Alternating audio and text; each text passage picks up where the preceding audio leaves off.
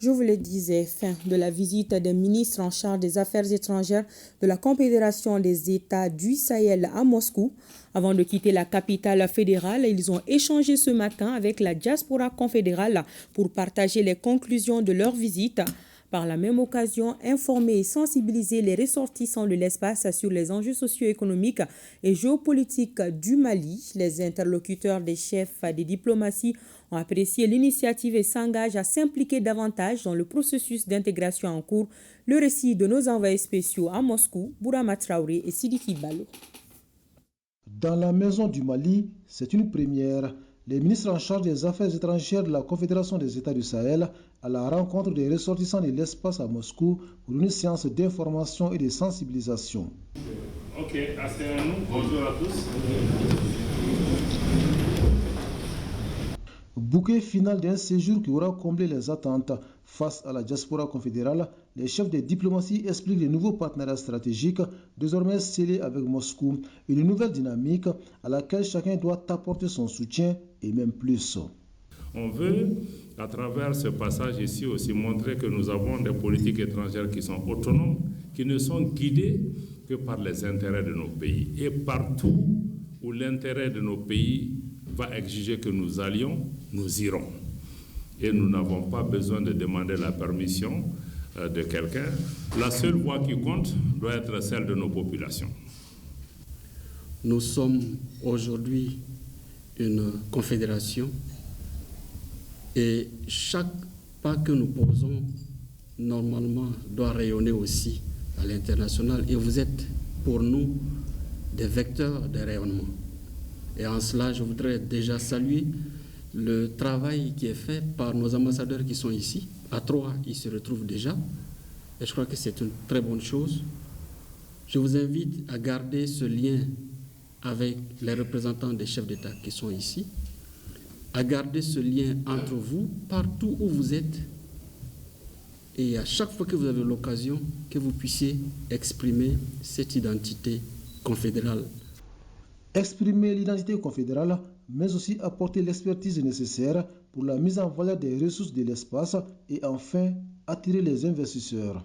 Donc, sachez que le pays compte sur vous, non seulement pour amener votre expertise, pour amener vos ressources, investir au pays et pour attirer les investisseurs. Parce qu'aujourd'hui, nos pays sont des pays où le tissu économique, industriel est vierge. Et vous ne pouvez attirer les investisseurs que quand vous donnez une bonne image. Si vous n'inspirez pas confiance à quelqu'un, il n'aura pas confiance à votre pays. Donc nous, notre rôle, c'est de nous battre pour que la sécurité revienne. Et Inch'Allah, on va le faire. L'insécurité sera un mauvais souvenir d'ici très peu. Grâce aux efforts en cours, car sans la sécurité, les investissements deviennent impossibles à réaliser. Mais à l'AES, on se veut surtout réaliste. Il ne faut pas qu'on se voile la face.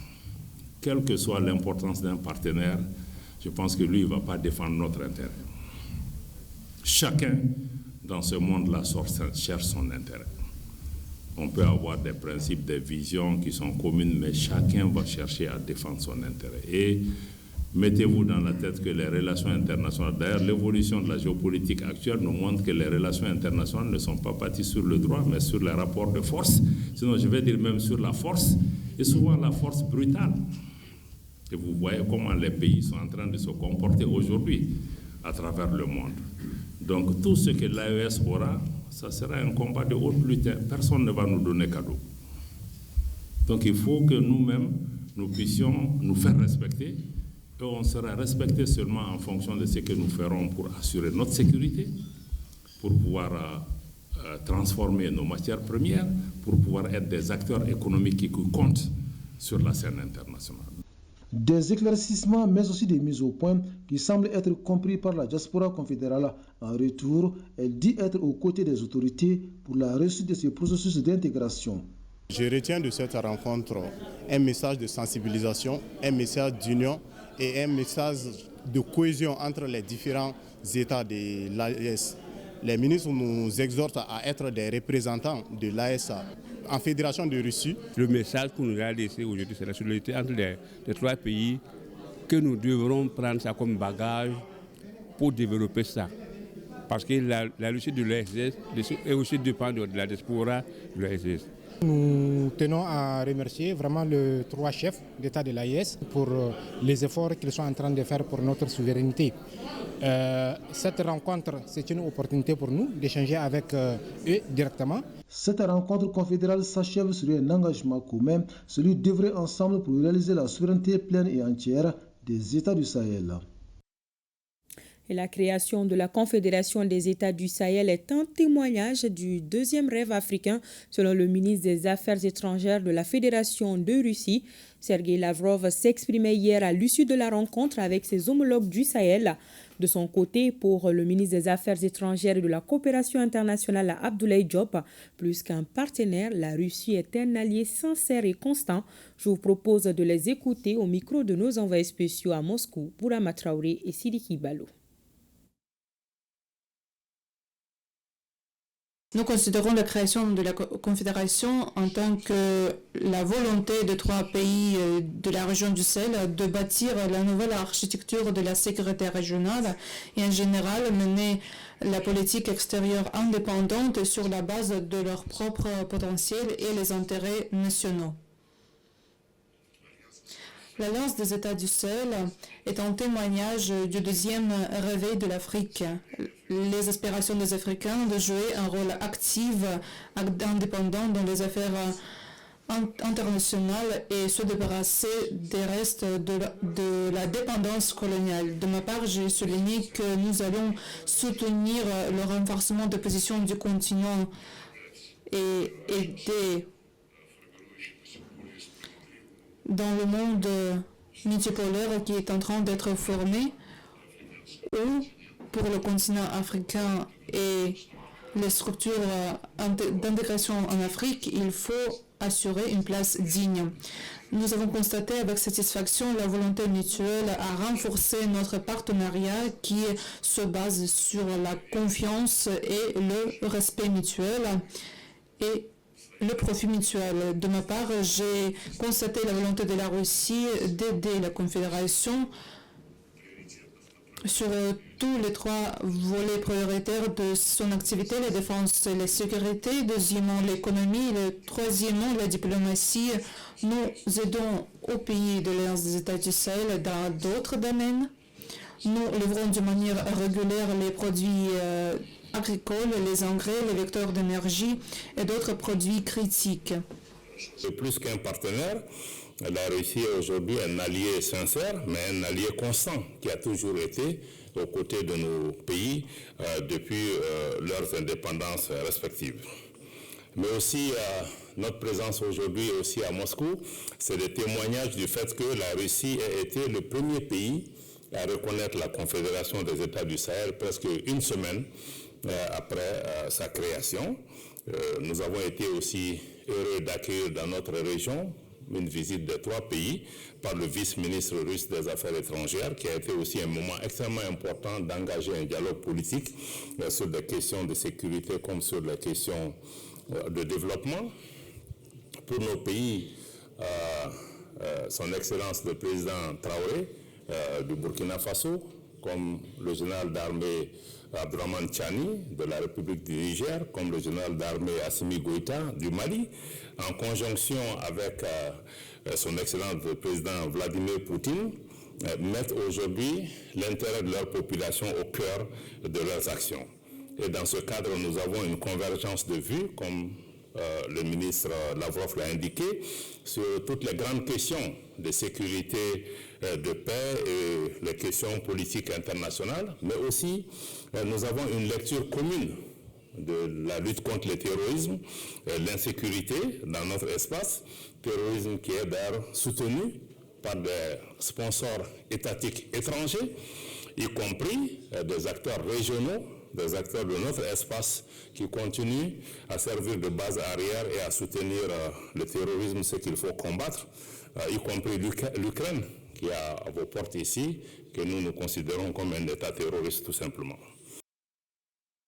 Et ce communiqué, l'Alliance pour la refondation du Mali, AREMA, se réjouit de la tenue de la première session ordinaire des consultations entre la Confédération de l'Alliance des États du Sahel AES et la Fédération de la Russie à travers les ministres des Affaires étrangères et de coopération internationale. L'AREMA félicite les plus hautes autorités de l'AES pour ce pas de géant qui marque le début du rayonnement de l'AES dans le concert des grandes nations. L'AREMA félicite et encourage les plus hautes autorités de la Fédération de Russie, notamment le président son Excellence Vladimir Poutine, pour sa disponibilité, sa constance et la sincérité qui caractérisent les relations avec l'AES. Enfin, l'AREMA félicite leur Excellence capitaine Ibrahim Traoré, président du Burkina Faso, le général d'armée Assimi Goïta, président de la transition du Mali, le général d'armée Abdraman Chani, président de la République du Niger pour cette avancée. À présent, intéressons-nous à la gastronomie dans les pays de l'AES. Vous connaissez certainement le kilichi ou viande séchée du Niger, le poulet soumbala du Burkina Faso ou le nyayankini du Mali. C'est pour tout simplement vous dire que le Mali, le Niger et le Burkina Faso partagent plus qu'un espace. Les trois pays conjuguent désormais leurs efforts pour valoriser leur patrimoine culinaire afin de faire de celui-ci un vecteur de développement durable dans l'espace AES. La gastronomie dans l'espace AES, une réalisation de Barakissa Ouattara et de Souleymane Diabaté. Le Mali, le Niger et le Burkina Faso ne partagent pas qu'un seul espace. Ils partagent également les mêmes valeurs, les mêmes cultures et parfois la même gastronomie. Si le thon, par exemple, est un patrimoine culinaire du Mali, il est tout autant consommé quotidiennement au Burkina Faso, comme une multitude d'autres plats d'ailleurs et vice-versa. Ici, à Bamako, les restaurants Farafina Fast Food représentent le temple de la cuisine malienne en particulier et africaine en général. Le thon, le couscous de mil qu'on appelle bachi chez nous, on prépare du laro. Il y a le plat du nord qu'on appelle le wijila. On fait du nyayankini et 3F aussi a une spécialité, c'est le zamé au poisson fumé qu'on appelle djigaoussou zamé. Pour le Niger, on n'a pas encore de menu nigérien à 3F, mais bon, je fais aussi de la viande séchée qu'on nomme chez eux le kilichi. Donc, c'est des amuse-bouches que 3F propose également à sa clientèle. Pour le Burkina Faso, bien évidemment, le poulet au soumbala est devenu quelque chose qu'on apprécie particulièrement au Mali. Et oui, quand on parle du poulet soumbala au Mali, l'allusion est directement faite au Burkina Faso. Dans ce restaurant burkinabé à la CID 1000, on trouve une panoplie de plats du pays qui reflètent d'ailleurs ceux du Mali. Nous, on fait le poulet au soumbala, riz au soumbala, au pentax. On fait le thon, souvent on fait avec sauce oseille, et parfois sauce gombo. Tout ce que nous-mêmes on cultive dans notre pays, c'est ce que nous consommons. Les clichés ou viande séchée ne se fait plus raconter au Mali. Il fait partie des plats les plus emblématiques de la cuisine nigérienne. Même si on constate une légère différence entre la cuisine nigérienne et celle des pays frères de l'AES, les éléments de base restent les mêmes. Les plats les plus célèbres du Niger sont le riz mélangé à du haricot, le thon, ainsi qu'une sauce faite à base de moringa. Ce dernier plat est consommé même au palais présidentiel. Ces plats, je les fais ici chez moi et les Maliens en raffolent. Trois pays qui, avec comme devise un espace, un peuple, un destin, nourrissent une même vision, celle de faire de la gastronomie un vecteur de lien social et de développement durable dans l'espace AES. C'est de là qu'est né d'ailleurs le FIGIC, Festival international de la gastronomie et de l'identité culturelle, qui s'est tenu au Burkina Faso en janvier 2025.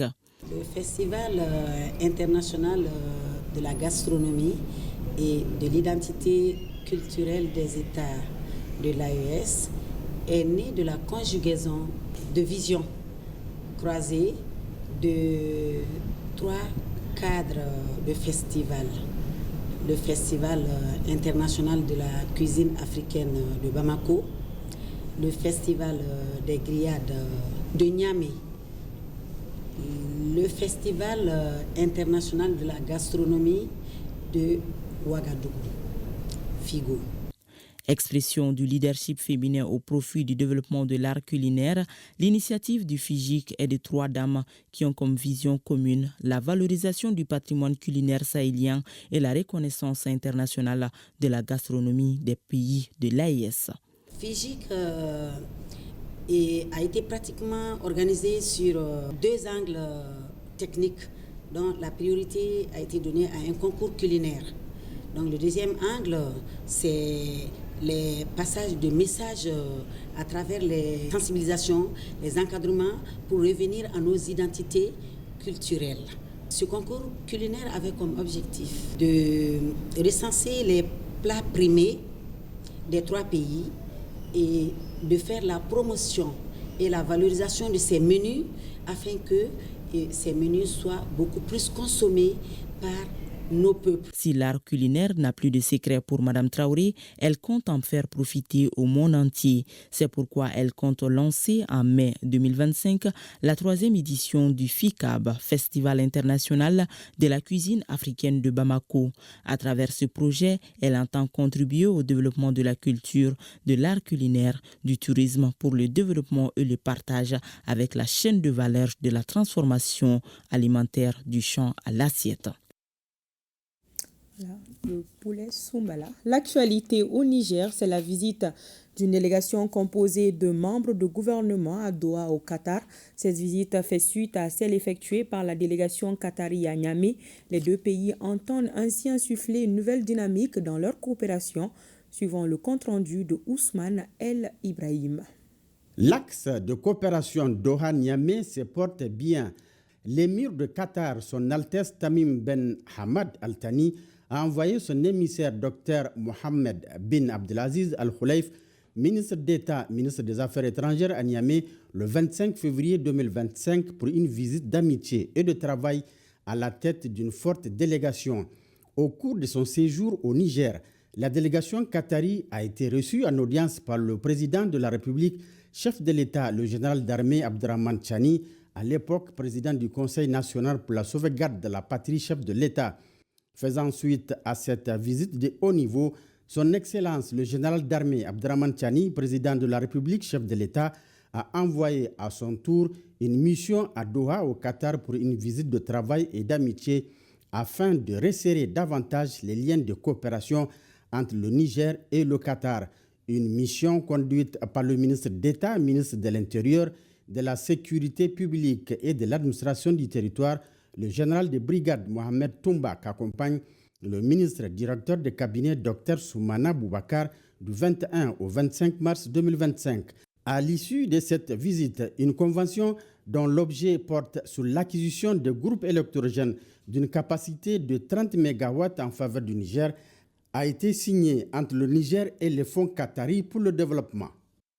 Son Excellence le général d'armée Abdrahman Chani, président de la République, chef de l'État du Niger, et son Altesse Tamim Ben Hamad Al Thani, l'émir de Qatar, entendent poursuivre cette coopération fructueuse au bénéfice de leurs peuples respectifs.